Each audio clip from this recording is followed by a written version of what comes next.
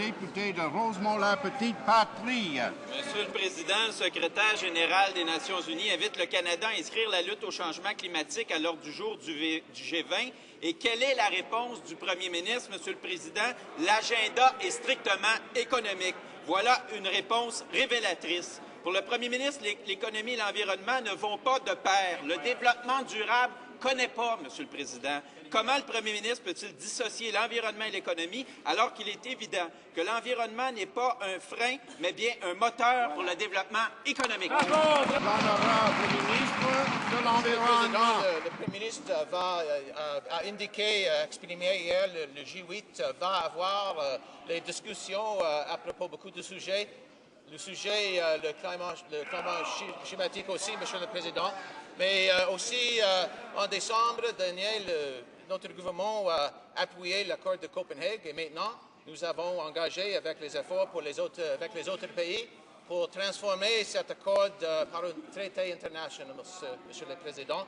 Et c'est pourquoi j'étais récemment à Bonn pour les discussions à propos avec les réunions des ministres de l'Environnement.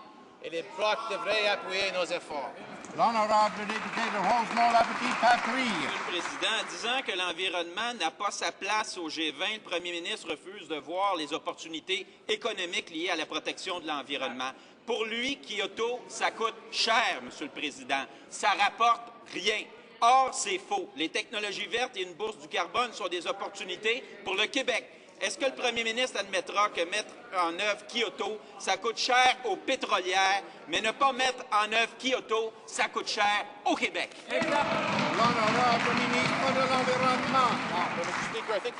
Monsieur le Président, je pense que le député ne tient pas compte de ce que depuis décembre, nous avons eu plus de 120 pays qui se sont associés à l'accord de Copenhague, ce qui représente plus de 85 des émissions de gaz carbonique.